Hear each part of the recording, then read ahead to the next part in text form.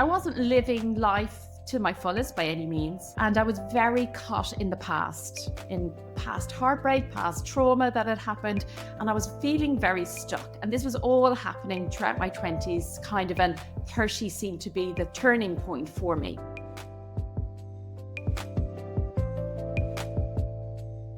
Hi, and welcome back to the Turning 30 podcast, a place where we talk about what it's really like to turn 30.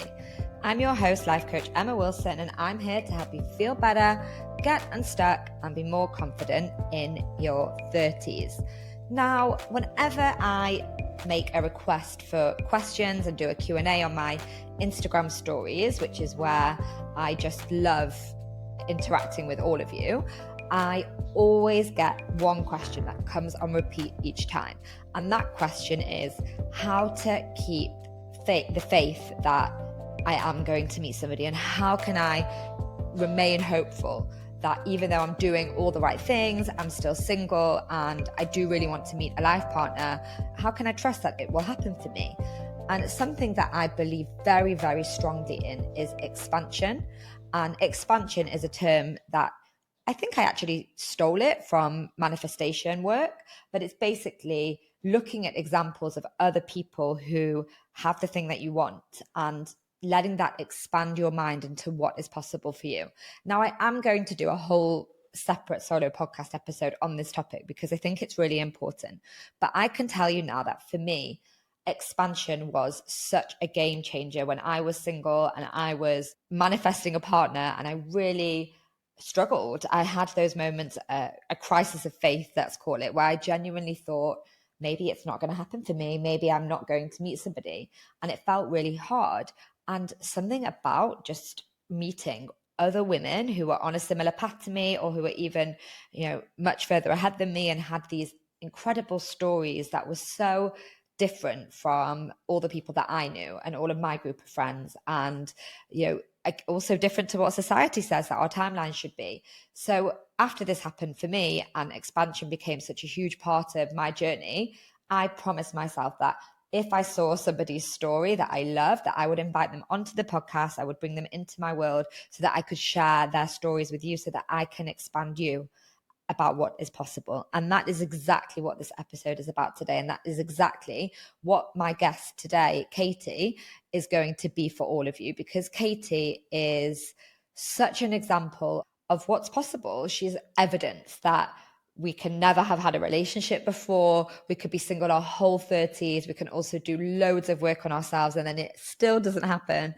And then the things that you want can just come into your life. And, whenever I share stories like this, I often get, yeah, but what if it doesn't happen to me? Or, yeah, but that's just her story. And yeah, but that's, when I share things about my story of meeting somebody and having a baby when I was nearly 37, I often get comments that are saying things like, but that's just your story. It might not happen for me. And the truth is, it might not, and it might not happen on the timeline that you want, but how incredible is it to believe or to look around and see that it can? And something we actually speak about in the episode is that when you are a certain age and you are searching for a partner and you are starting a relationship, things can happen at a very different pace than we originally would have expected, or that it would have happened if you met somebody earlier on. So it's always a really good point to remember. But Katie, she has a great story. I don't want to spoil it for you, but she met her husband, I think it was her 39th birthday, and was already had a baby or was pregnant already by 40. And I just really love this story because it's for everything that I believe in, for the fertility stories, because she had a baby naturally, for meeting somebody, for doing the work on yourself, for keeping the faith, and for community. Something that we do dive into in the episode and we speak about is how important it is to have people around you who are on the same path as you and who just get it and understand you. So I really hope that you enjoy the episode. Katie is a life coach as well. So she helps women who are 35 plus to find love and also just enjoy their life and to reconnect with themselves. Her content is so aligned with turning 30. So I think you'll get a lot out of this conversation. And the last thing that I will say is, in the conversation that we talk about community, I speak a lot about how I think that's why I started the membership community, my new membership community, which is called Turning. And I genuinely think it's so important. And in that episode, I talk about being surrounded by people at the same stage of life as you. And the membership isn't just for those of you who are single. It's really for those of you who are in your 30s and who genuinely want to connect with other women who are going through similar things, whether that is dating, whether that is a breakup, whether that is career changes or getting into new lifestyle and new routines and habits. And yeah, I just think it's so crucial actually that community is part of your life in your 30s, to meet new friends, meet new people, have support, have guidance, and to do the inner work. So a lot of what we talk about in the episode is about how to reconnect with yourself so that you can therefore go and find the love that you want. And that's really what I think that the Turning community can help you do. It can really help you reconnect with who you truly are and authentically are, in order that you can then go and live the life that you want, however that might look for you, whatever your goals are. In the conversation that I had on the podcast last week, I mentioned that the doors to the membership were reopening already. And because life has been very lifey at the moment, I won't go into too many details, but I had to delay the start of the launch, and we are opening again on the 28th of March for the next 30 spots for the membership. So if you do want to join us, I invite you, every single one of you is invited to come and be in the membership. We're already having some amazing conversations inside with the 34 women who've already signed up. And on that note, let's begin the podcast episode. Hello, Katie, and welcome to the podcast. Hi, Emma. Thanks so much. Delighted to be here. Really couldn't ask for a more inspiring guest when it comes to talking about timelines and love and fertility and all of the things. So really appreciate you coming on. I know how much the listeners of the podcast are going to love hearing your story. So let's just dive in. And I've already introduced you so everyone knows, but you obviously have a brand, Life and Love After 35. What led you to doing this work? And I'd love to hear it about your 30s. Yeah, sure. So actually my 30s was really transformative for me, and I can pinpoint it just to a few months after my 30th birthday. So I guess my 20s, there was a lot of depression. I wasn't in a great place and something needed to change. And I have a very vivid moment of a house that I used to live in Ireland where I was out my back garden and it was like, I know something needs to change, because if I don't change now, it was nearly like I could see the way it was going to pan out. And I wasn't living life to my fullest by any means. And I was very caught in the past, in past heartbreak, past trauma that had happened. And I was feeling very stuck. And this was all happening throughout my 20s, kind of, and 30 seemed to be the turning point for me. So in my 30s, I went to therapy. That's where my work started, as that kind of, as we say, we do the work on ourselves. And that's where it really started for me. And I had my own kind of eat, pray, love story, Emma, in that after I can't remember how old, maybe 33, I decided that I just wanted to take myself out of my current environment in Ireland where I was. I just wanted to go on a journey, and I had already started doing yoga. So I decided that I would rent my house out. I had a house, rent it out, give up my job, and I was going to go traveling to India for a few months. Didn't know anybody, but I just thought, I'll go and do this. I had a place that I was going to. Well, I didn't realize at the time, obviously I do now, is though you take yourself out of those environments, you put yourself in a new environment, and there you are. No, you think that getting yourself away is going to be the thing, but it made me face things that I needed to face. It made me look at myself. It made me reconnect with myself. A yoga practice very much does that anyway. It's the physical movement, the breath, the mind, it's combining everything. So in my 30s, it was very much about going on a place where I could reconnect with myself. I didn't know it. That wasn't necessarily my plan. But as I look back now, I know that's what I was seeking and that's where I was going. I went and I practiced yoga. I went back many times, and it was something that it was a really healing practice for me. And it was a place that I got to where I then decided I'd move to England. When I moved back to this side of the world, I came to the UK, and that's where I settled. I continued on working, like self-growth, self-development. I'm still working. I'm still enjoying life. Don't get me wrong. When I say this, it wasn't that I was sitting at home feeling sorry for myself. I had great friends. I was building a great career. But in the side, I knew that if I didn't work on myself, I was going to be, everything I did was rooted in the past and it would have just been repeating itself. That kind of took me up to my late 30s.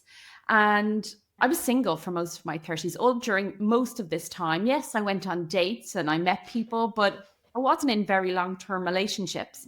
So getting to my late 30s, I was single, and I met my husband when I was 39. And when I then started moving into doing this work, it was about me looking and working with women that I knew, and that was me. So it was like looking at people who were on a similar type journey. Obviously, we all come from different backgrounds, but on a similar journey. And that took me to working with women in their later 30s who were looking to meet or to have a long-term relationship. And that kind of long story, Emma, but that has brought me to why I do the work that I do.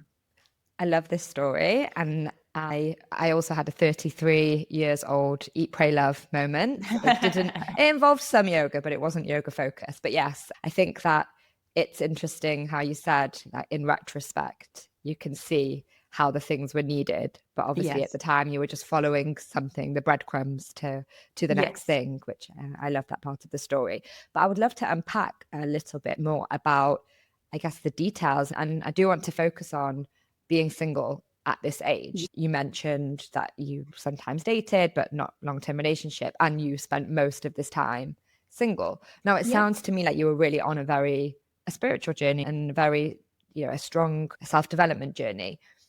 Tell me what was going on with you during that time about being single. Was it something that you were thinking about, or was it just in a box on the side and you didn't notice it until later?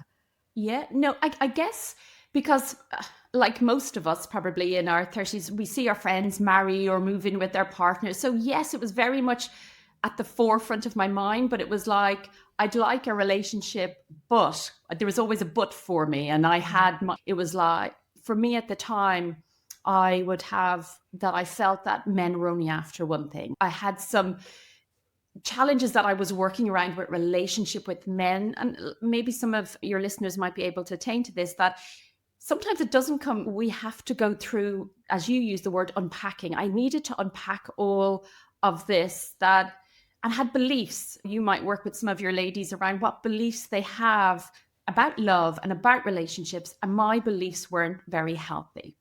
So they had all stemmed from an unhealthy place, and I was carrying them through. So yes, I would see friends and move in with their partners and be in relationships, and I wanted an element of that.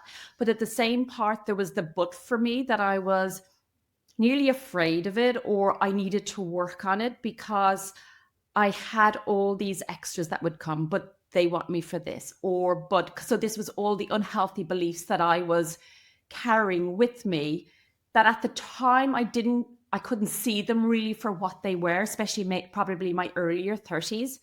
So it was a bit of a roller coaster for me. I'd want a relationship, maybe I'd start dating somebody, the fear would come up, I would keep people at arm's length. There was so many, and these were my patterns. This is what I would do.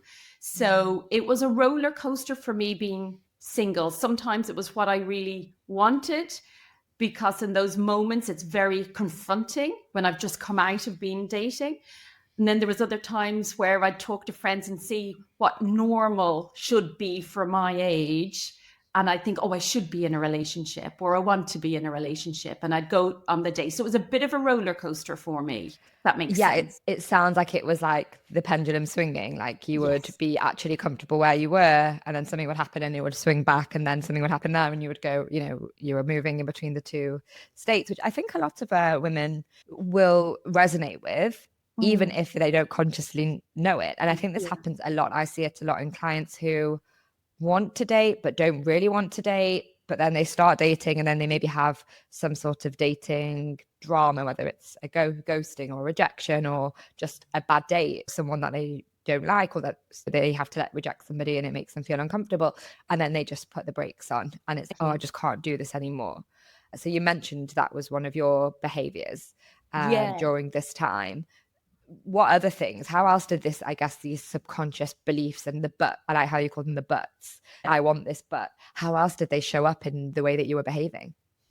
I guess the big one in the dating scene was very much me putting people at arm's length when I was in relationship or did enter into some dating or go into early stage relationships, is that it was hard for me to navigate that. And this may resonate with a lot of people as well, of being vulnerable with somebody, being afraid of being hurt. That was my thing as well. I was so afraid that I was going to be hurt again. I'd gone on this journey. I was in therapy and felt like I was like a glass case for a little bit, because I thought if something else happens here, it's going to shatter me. What's going to happen for me? And during that time, sometimes it was easier for me not to be in relationship because of what it showed for me. While I was doing that, as I said, as much as that was manifesting in my relationships and in that side, if you took my life and you looked at another part of it, I was living in London, in central London. I was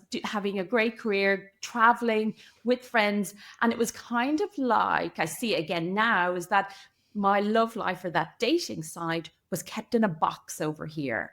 It wasn't integrated as part of me in my everyday life. It was always this thing that kind of came out of the box for a while and then I'd put it back in the box. Came out of the box and I'd put it back. It wasn't until probably my mid-30s that I started to deal with that a little bit better and bring that side of my life actually integrated into me, if that makes sense. I know that might really make sense. You're like, what are you doing talking about, Katie, your love life in a box? But it was confronting, so you tried to push it away. I think it makes so much sense. I think it's what actually I see lots of women do this, especially the women in my community, and I'm sure in your community as well. They thrive, just like you described. They're thriving, but it's not like they're sitting at home and just like sobbing and moping around. It's like, no, that this is the beauty of being single into your 30s. You have an amazing career, you have great friends, you probably have lots of hobbies, you maybe have got into health and fitness or traveled and whatever. Not everybody does all of those things at the same time, but just to be clear, not painting this picture of the perfect 30-something single woman, but more so that you've probably spent a lot of time alone and working on yourself, and therefore you are a great version of yourself. And actually, I think that there are lots of fears. Again, a lot of them could be self-conscious about what would happen if somebody was to come and shake that up. And actually, somebody just sent me a DM on Instagram for a Q&A a couple of days ago saying, can you do a podcast episode about fear of entering a relationship again after a period of being single, because you're thriving and you don't want to let that go. And I think it's something that it's amazing in a way that women are getting to this point, but there does need to be an integration of those parts if you want to be in a relationship. So that's like I guess the caveat is that if you're happy like that and a relationship isn't something you crave or desire, then okay, it's there's no problem with that. It's just if it's something that you do want to pursue or want to call in, keeping it in that box is just going to keep a part of you locked away. Exactly. And there was a lot of the time during that time that I knew I didn't, I was happy being single. And there was times then where I guess it was probably more my mid to late 30s. And I don't know if I don't think it was necessarily just a time thing, as in it just coincides with more what I started learning about myself. And by no means is this perfect. By no means had I everything figured out here. I hadn't. It was just, I was learning a bit more about me. I was understanding why I acted the way I did in relationships, why I wanted to get out of relationships so quickly, but I didn't have this all figured out. And just to your point is that it's not like you have it all figured out, you do all the work on yourself, and then you get to a point where you meet somebody. That's not what it's about. And I'm very much an advocate for that. But this is just the journey, the roller coaster that I went on in my 30s. And I can block it to my 30s because, as I said, that kind of I think 3 months after my 30th birthday is when I first went into therapy. And then I met my husband 3 months after my 39th birthday. So it's that decade of my 30s where I was on the roller coaster ride, basically. Wow, it's so bookmarked by the big round birthdays. It's such a great story. Really? But I really appreciate what you said about it's not like you just do all the right things and tick the self-help boxes and the unpacking the issues and going over the limiting beliefs, and that's, you'll just do that and then somebody will appear. And I think it is important to say that, because otherwise it can feel like if it's not happening for you, then you're doing something wrong, and then you need to dig deeper or go on another retreat or do another coaching course, or, and I don't think that's the case really. But I think it is a very frustrating period of time when you have done the work and you have got to know yourself. And I hear this all the time, people saying, but I've done so much, I couldn't do any more, and he's still not coming. The relationship still isn't coming. And my answer is always luck. Luck and timing are huge things when it comes to meeting somebody, and you can't just, it's not a formula. We can't just check boxes and just think that they'll come. What's your answer if you're working with a client and they feel like they've done all the things and it's still not happening?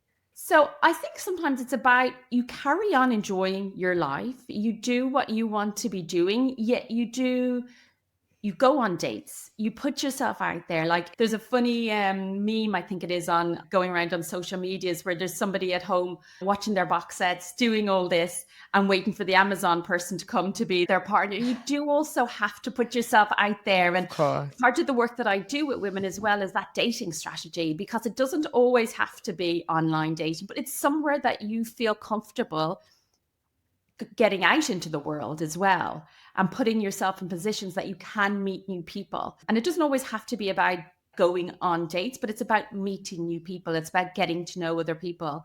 And a lot of the time that's outside of our comfort zones as well. If people are doing all this, it's just about, you just keep going with your life, enjoying your life, making the plans that you want to do. Because I do also speak to some women and they want to move cities or countries, and they're like, but what happens if I meet somebody and I plan this? But it's also then about, like, you have to live your life void of making plans of who might come into your life. It's so, live your life as you want to, put yourself in the positions where you can meet people. And I know that's easier said than done, but by doing that and speaking to your friends about it, you can vent frustrations during this time as well, but you're not doing anything wrong. Yeah, I think it's such a fine balance, isn't it, between doing all of the things and then also just patience. Yeah. And I think patience is the word. And patience, and also acceptance. I think that's actually a really key thing here. And I wanted to ask you about that, because when our journey doesn't take the path that we expected and things happening at a different time, we're in grief of the path that we thought that would happen. And I think especially, and actually you haven't mentioned it yet, but did you want to become a mother? Was that something that was the fertility piece there in your story? Because for me, I can share that I was really happy and thriving single, and I didn't mind to carry on being single. It wasn't like, I definitely didn't feel some sort of need to have someone by my side. And I knew that I would eventually be in another relationship, and I was, okay, I'm just going to maximize this time alone. But the biggest thing was that voice in my ear that was saying, okay, but if you want to become a mother, then you can't just keep enjoying being single. So I think that acceptance is a huge piece, but then the fertility stuff and the wanting to be a mother or have a family can throw that acceptance a bit into a muddle, because you're like, how much should I accept that maybe it won't happen? And I used to say to myself, I could meet someone in 2 months, 2 years, 10 years. Yeah. And then it was when I got to that 10 year in my head, and I'm over 35, and I was thinking, oh, you're a good example, because actually you have babies in your 40s and that's normal now. But I would love to hear how that played out for you in your patience journey. Yeah, I did. In my mind, as in my 20s and early 30s, I always wanted to be a mom. And I was 37 and I was single. I was thinking about children. And just as you're saying, what happens if I don't meet somebody and I want to be a mom? And because for me on my relationship journey, and I was always very sure that I would never settle. It was like, I'll go on this journey, but it's for me, and I'm not going to settle with regards to my partner. So at the age of 37, I was single. I decided that I wanted to go and see even if it was a possibility for me to have children. So I went and I got, I think it's called the AMH test or scan, where you go and check your egg reserve. I think, if I'm saying that correctly, basically. So I went and I got that done. And that was just me, just check, because I wanted children, but I wasn't even sure if that was a possibility. So I just wanted to Mhm. go and see that. So I went and had that done. And for me, anyway, there was no issues or anything that they would foresee that I should be worried or anything like that. So I had that done. And I did wonder, if I don't meet somebody, would I do this alone? But I didn't go through even the thought process actually of freezing my eggs. And I don't know, because I speak to a lot of women now, but I don't know why that didn't even enter my head at the time, whether it was didn't enter my head, but I didn't have that thought or conversation with myself. And perhaps because when I had the scan, they had said everything looks as normal as can be, what is normal these days, but as normal. So I just thought I'd let it, what will be more so for me. And I carried on, I guess, in my life and that. But being a mom was always something that was very dear to me in my heart. And I thought at that stage, it was probably more, if I don't meet somebody, I could adopt, or if I don't meet somebody, I could go through this. Now, I say that I could adopt. I know the process is extremely long and very emotional for many people. It wasn't like I just thought I could do it, but I could enter into the process. So that was more where I was thinking as I got into my later 30s. And maybe because egg freezing also has become really hyped, I think, in the last 3, 4, maybe even 5 years, potentially Yeah. that also wasn't top of mind because maybe it was like not as spoken about back then, or like you said, you Yeah. had normal test results. So maybe it wasn't that done. Whereas now it feels like it's become so trendy and hyped up that it feels like everyone's doing it. This is like my Yeah. take on it. But it's funny because maybe it's the beauty of hindsight and retrospect, but you seem so relaxed as you're telling the story, maybe just a very relaxed person. But did you have moments of panic, or were you this relaxed and just, like you said, you just decided to take the Yeah. next steps? No, Because I you seem didn't. very chilled. Yeah, I didn't really have the moments of panic around around the fertility or the baby side. And maybe this is some of the work that I've done, but there was kind of, my mom used to say, and I did a reel about this, but my mom used to say, what's meant for you won't pass you by. And I used to just have that in me, that what will be for me. And for some reason, I had a bit of peace with that. Yeah. And I had peace around acceptance. Maybe let's go back to that, your word that we were using there, acceptance of where I was in my life. I had gone through a lot of acceptance of what was in the past, and I was in a place that this will be. But I probably agree with you. I don't think I ever find myself getting so worried about the fertility side. I think I probably was, as I'm speaking about it, I took control of some elements that I could take control of, such as getting the scan just to see if it was possible.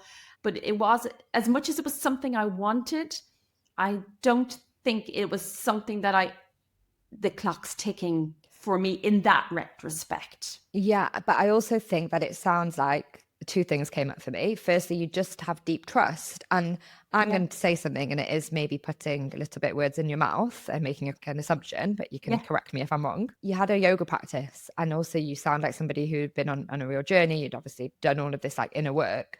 And that really, when clients come to me and say, but how can I accept when I want something and it's not happened? And I always say, I can't tell you how to accept it. The trust has to come within. So it's about Right. connecting to something bigger than you, or something deeper that you can't Yeah. explain. And that for sure was my journey. And I sometimes feel resistant saying it out loud, like on in my content, because it sounds a little bit woo-woo, and I'm not Yeah. I guess. necessarily somebody who's outwardly like that, but it is a spiritual thing. It was just an inner knowing of, Yes.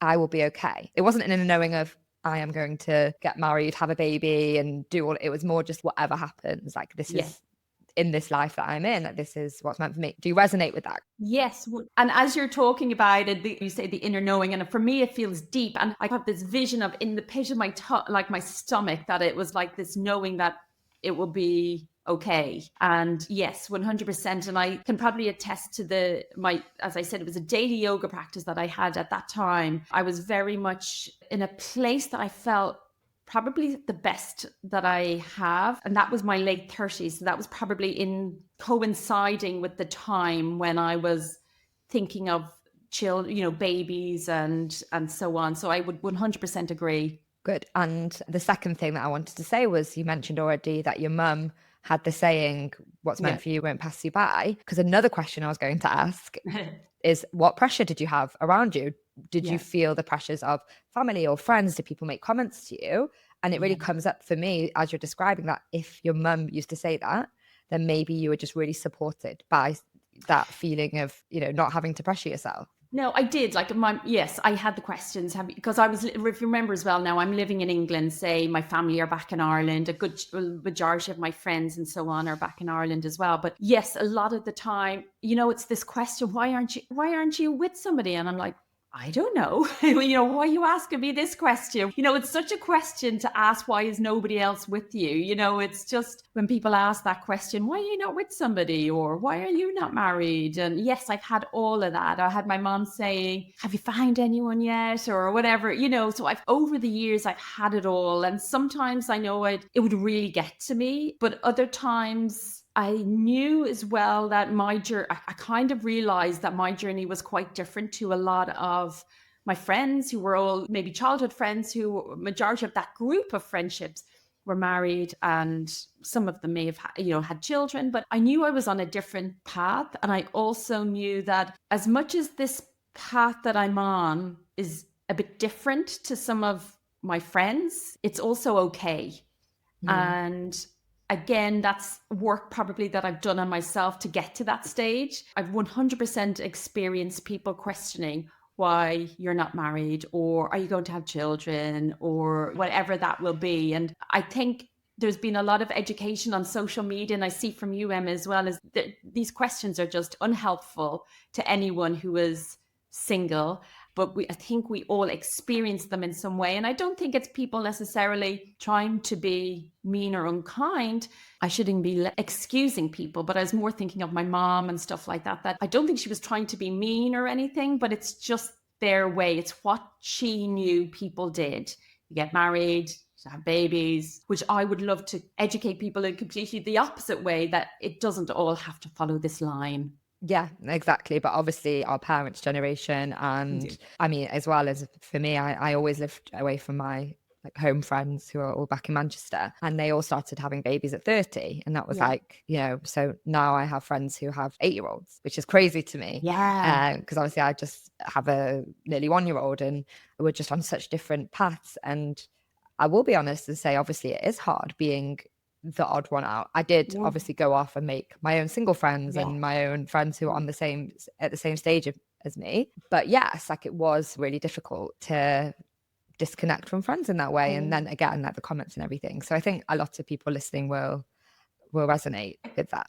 I think what you said there as well, and it's something that I did, is really, and I, again, in looking back, that it's really helpful that if you find yourself that you are this, where all your friends are moving in with people or getting married and having babies, is not that you want to leave them, but is to find a group of friends or move into a community where you can start building other friendships, because I found that hugely helpful. And I think you've just mentioned it there. That's something that you did as well. And I think if anybody's in that position right now, that for me, it was the yoga community. For others, it could be running or whatever it is. But there's something that just takes you away from believing that this is the life, that there's something wrong because you're not doing this, basically. 100%, where you're not that alien, where you can connect with other people. And it's exactly the reason I've just launched this, my membership community, because I've worked with hundreds of women who are single in their 30s over the years, and they all live in different, firstly all over the world in different countries, but also in all, and I always imagine them like everyone's the only one, or maybe there's maybe only one other person in their friendship group who is single, and all their other friends are settled down, having kids, or just doing all the relationship things, and they feel like they don't have anyone to connect to. And then I'm like, I used to have this thing where I would go on different coaching calls and I would listen to people saying, I'm just feeling lonely, I'm feeling it's difficult, and I'm like, oh, but I just want to put you in touch with this other client who's also going through that. So the reason I started the community was because I think that we should have, and the community isn't actually just for single women, I think this is relevant to all different parts of your 30s, is that if you're going through something, there's definitely somebody else who's going through something 100%. Similar to you. And I want to bring that platform for people to experience it. And for sure, for me, that was a huge part of being in my 30s. And I'll be honest and say, like, I made the community for myself as well, because it's hard to meet new friends. Like, let's not even just talk about meeting communities for hobbies. Like, just want to make new friends with similar interests. It's difficult. And I think that it is really, exactly like you said, one of the most important things is just connecting and just having that reassurance that you are not the only person in the world who is experiencing what you're experiencing right now. Exactly. Yeah. 100%. So let's go back to the part of the story that you met your husband, because I Yeah. feel like you just brushed over it. It was like, I went on my 30s single, and then 3 months after my 39th birthday, I met my husband. Yeah. So can we hear the story? Can we know more about how it happened? Yes. So I met my husband online. We met, and I was living in London at the time. And it's quite strange. I've been thinking about this lately. It's kind of like you meet a stranger and then they become one of the most important people in your life. How crazy it is. You go on a date with somebody, and we met, and people ask me, like, did you know it was different, or how was it? Because obviously I have this whole thing where in my 30s, I spent a lot of the time single. And the advice that I give to people is go and get to know people when you're early dating. Stop the romanticizing or thinking, seeing them as this. So, and that was what I used to do, is just I'd go and meet them and get to know somebody. And we went on a date. I think we met for a drink at early afternoon in central London, and we got on so well. When a date goes, you think it goes really well. I found him attractive. I found him interesting. We didn't go too much into values and all that on our first date, but it was a very easy,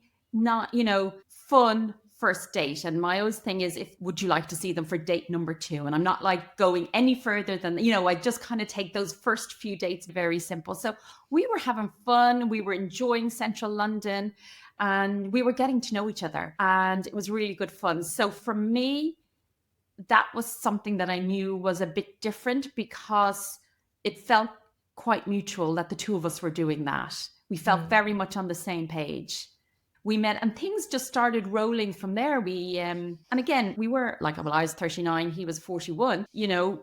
Early on, we started having conversations about what we obviously are. It's very important to understand, are we on the same path here for what we want? And we were very much aligned on what we wanted family-wise. He wanted to have children too. And it was something that kept moving along in the right direction. Now I'm going to put in a but here, right? So as I explained that I was on this, I was still seeing a therapist actually when we met. And as going back to the point, is you don't have to have it all figured out. I was very hugely confronted, as much as, and the dating for me and him, it was all going great. In the background, I was freaking out a lot. Okay. And sometimes the work is done if you have work to do. Obviously not everybody does, but if you have work to do, or there's anything around relationships, sometimes it all happens when you're in the relationship. And I got frightened. I wanted to pull away. The old habits came in, even though I was enjoying myself. I found him attractive. Even though all of this was happening, my autopilot, even though I've been doing the work, kicked in, and I was ready to go. I was ready to get out of there. And wow. I didn't obviously get out of there. I worked through it very hard. Some of the early dates for us were very raw, because I got quite upset sometimes because I was confronted with this. But for some reason, I got to a stage that I could be. And I saw the man that was in front of me was not running either. He was someone that was telling me it was okay, that, he wasn't fazed by it. Mm-hmm. Which was a wonderful thing for me as well, and probably what I needed. Yeah, it sounds incredible. And I'm so happy that you added that but, because I think that maybe if you hear your story without the depth of actually what was going on behind the scenes, it can look a bit fairy tale. 39th birthday, that's it. You've done all this work, and then it all happened for you, and it happened really, really quickly. Yeah. And it's really important to say. And I also can attest to the same thing that happened when I met Ellie, my partner, because from the outside and the Instagram highlights, obviously all relationships look easy, but yes, you were freaking out. Yeah. It's normal to freak out. It's normal, whether that panic is anxiety of the other person leaving, or in your case, anxiety that you wanted to leave. It happens. It's normal. And how fantastic that you had such a partner who was able to just say, I'm here. Yeah. And that he obviously was a partner to do this work with. But were you really upfront with him? Did you really share what was going on? I did pretty earlier on. He knew I was saying therapy. He knew I was going through. He didn't know exactly what was on at the time, but he knew I was dealing with something, and he was very supportive. I think he could see what for me. I thought that was it. That was me. This piece that needed the work, right? So I thought that's what I was showing, but in fact, other people see beyond that and they see that's just a part that's being worked on. But for me, it was magnified. I thought that's all he could see, but he could see beyond that and he could see me. But yes, I'm working on something. So we saw it from very different viewpoints as well, which is interesting. But thankfully, it was something that I stayed with because of everything that I had been doing. And because as well, this person in front of me was showing me that it was a safe place as well, I think. So important. And I think that's really actually overlooked when we're looking for a relationship. I think that we look for sparks and butterflies and attraction and intimacy, and not that those things aren't important. We want to have a partner that we are attracted to and we have good chemistry with and intimacy and all of the things. But the safety part is so important. And I think if you surveyed however many women in their 30s what they're looking for to write their list in a relationship, I guarantee very few would probably put safety at the top. So yeah, I think that's actually a really important point, because if you feel safe to bring yourself to someone, and I think it's even more important the older you get, especially if you do want kids to be in the picture, because you have to feel safe to speak about those things, because a lot of people don't feel safe. A lot of women don't feel safe to speak about it because they think it will make the other person to run away. So yeah, I think that's a really important point, and actually something that I really experienced. I guess my story with Ellie is a little bit different because we were friends before. So I felt more safe with him because he was a friend, and also he'd been following my Instagram. So he had no doubt that of all the things I wanted, and the fact that I was wanting, or I'd frozen my eggs and everything already when we met. So I think it's really important. And I think that, as well, just carry on that point, is that when a relationship is past the early stages and maybe you're in year one and something happens, it's not the chemistry that's going to help you get through this big problem that has arisen, or an illness in the family, whatever it is. It's not that chemistry that's going to get you through that. It's the other parts of who they are and how you are together. Because I see so many people as well relying on the spark or the chemistry as their key indicator of whether this is going to be a relationship for me. And I echo everything you said, that yes, attraction's important and that, but there's more to a long-term relationship. If you just want to show something short-term or a fling, that's great. But when it gets to that long-term, you're not going to fall back to the chemistry when the shit hit the fan, basically, or something goes wrong. 100%. You mentioned obviously your yoga practice, therapy. When you met your husband, what other work were you doing on yourself? Was there any other things, if somebody came to you and wants to put themselves in the position to meet somebody, what kind of work do you do with them? So I work with women who are 35 and over. When they come to me, a lot of the time, and a question that I ask nearly on the first, like in that first call that I'm speaking to people, where it gives me a really good idea of how I can customize how I work with somebody, is the relationship itself. Because I've gone through this and I've done so much work on myself, is that a lot of the time, our relationship world, the world around us, is a mirror to who we are. So that is my first question nearly to somebody, is, well, not the first, but how I base of how I can work with somebody, because I get to understand that. And it's from there then that I can make a plan of how we can best work together. And for some people, they've never been asked that question before, is like, what's the relationship like with yourself? Or what's that narrative like with you? And it's just you. And it gives me a good understanding. But a lot of the time then I work with women about reconnecting with themselves. Because once if there's something that needs unlocking there, or sometimes we don't always have to get a new skill or get a new way of doing something. Sometimes we just need to remove something, be it a belief, like men are only after one thing. For me, like, that's just my own personal thing. That belief was doing me no good on my dating, when I was dating, because how could I enter into a long-term relationship with this belief?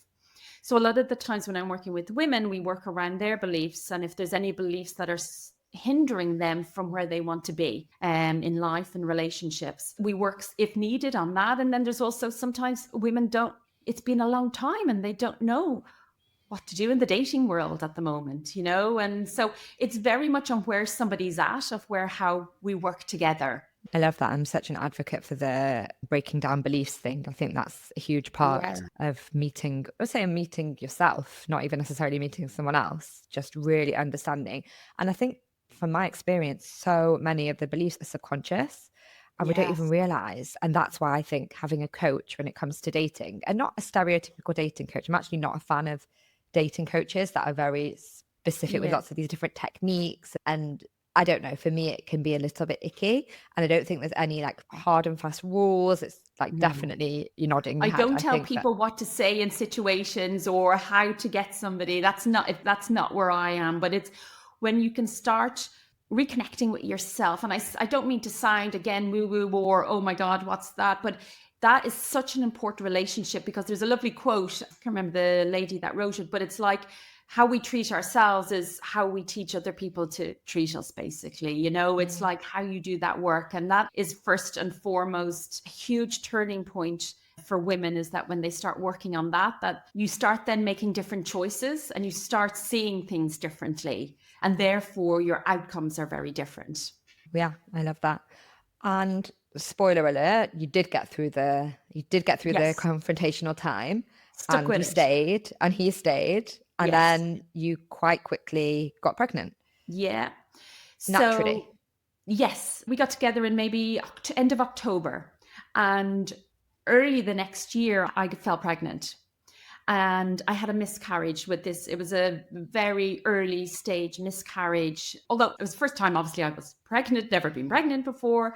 We were newly together. Not that we knew where we were together as a couple. And I didn't know what to do with early pregnancy. I thought you had to go to the doctors. That's how naive. I didn't know that you could just do a pregnancy test, really, and that you didn't have to go to the doctor. But I went to the doctor. We went for a scan. And unfortunately, there was no heartbeat. But it showed us something of what we really wanted then. It was like, yes, this is what we want. And I had to go for DNC. Is that what it's called? DNC, yes, after that. And because I didn't miscarriage, my body didn't miscarry, silent miscarriage, I believe it's called. And then it was a few months later, like maybe 5 months later, that I fell pregnant again. And that was a successful pregnancy with my son. So I had my son, who's now 6. Then when he was 2, or no, he was 1.5 maybe, I fell pregnant again. Had another miscarriage, though. That was a miscarriage. And then I fell pregnant again. And that was my twin girls. I just cannot believe that you had 3 kids under 2. No, I did, because it's so strange, right? My son is born on the 14th of January and the girls were born on the 13th of January, 2 years later. So for a day, you had 3 kids under 2. Oh my God. Just like, were you... talk me through how this whole story panned out. Yeah. How are you feeling? Like, obviously the losses must have been really hard, and I think it's really beautiful how you framed the first loss, of how it really made you both understand, maybe that was a big turning point of what you understood what you wanted, and maybe that's what it came to teach you. But how was it for you to go from single, then in a relationship, and then going through all these huge life challenges and changes? Then flash forward a few years later, you've got 3 children. How was the transition into all of this?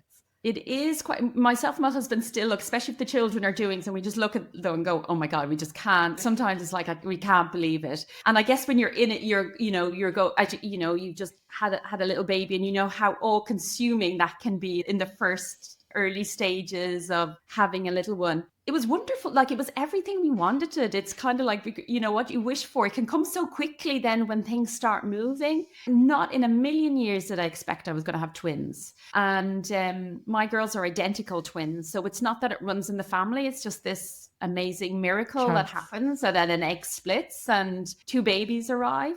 It's been a whirlwind. It's been absolutely amazing. And it's crazy now, like that, as you say, that now I have 3 children, but yet at the same time, it feels like that's always the way it's been.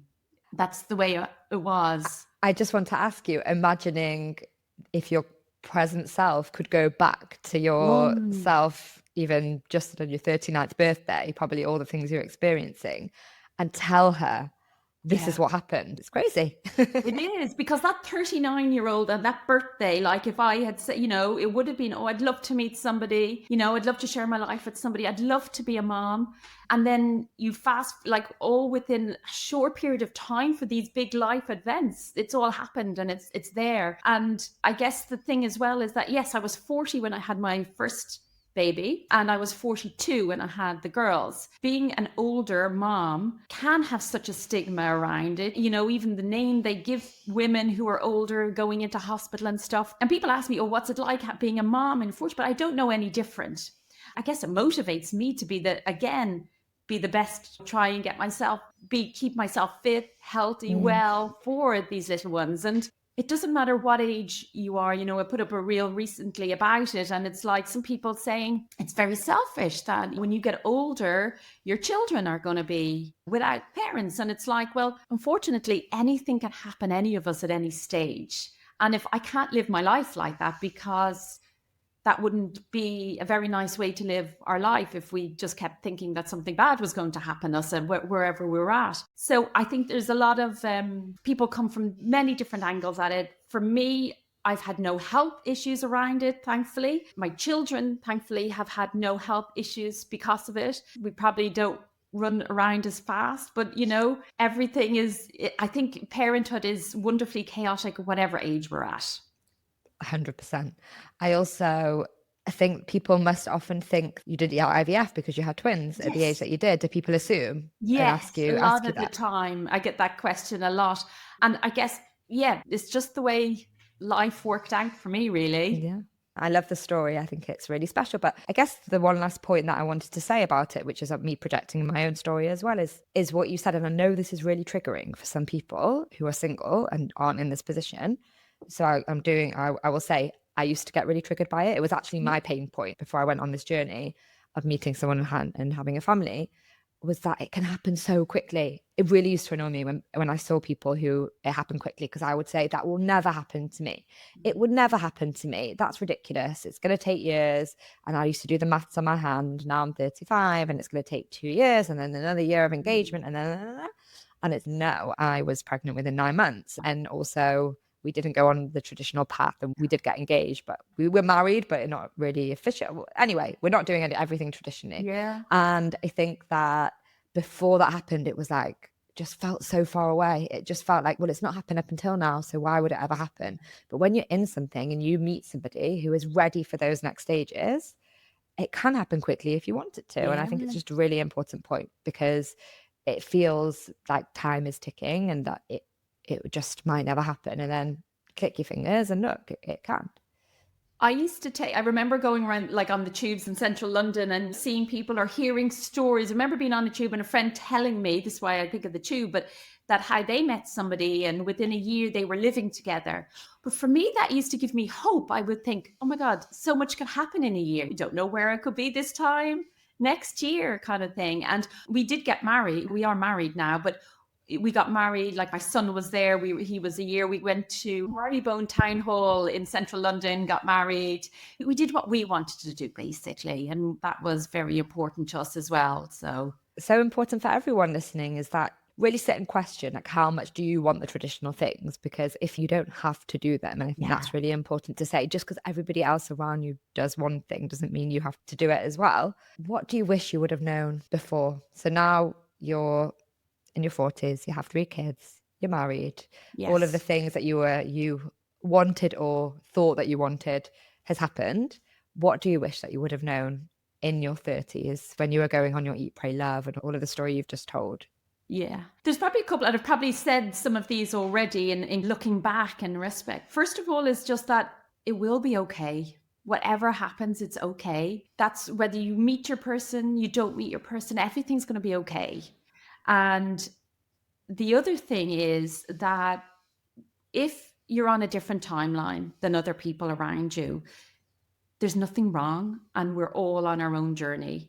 And sometimes I guess hearing that in the moments of me in my 30s, especially my early 30s, where this was all kind of navigating something new, whether that would have sat with me. But I think hearing it can sometimes give you a little bit of peace, is that you just got to live your life. It doesn't, I wish we could take timelines away and rip them up a little bit. I know we do have a biological side of things, but it's knowing that if we can just live your life as best you can and look after you, and I think everything else falls into place. Such a nice note to end on. Obviously, I agree. And I would love for you just to share where my audience can learn more about you and the work that you do. Sure. I think Instagram's probably best place to start, and you can go from there. So I'm on Instagram, and we can share this, Emma, but I'm Katie Byrne, and it's Love After 35. That's probably a good place to start. And you can see some of my story and kind of some of my teachings from there. Yeah, that's obviously how we met, because I think we're following each other on Instagram. Yes. And I love all of your reels and everything. So Thank you so much. I'm so happy that we got to connect and that you came on and shared your amazing story. And I'm still not over the fact that you had 3 babies in 3 years. No, either am I. We'll talk about really, I'm in shock. But yeah, thank you so much. And I will see everybody on the podcast next week.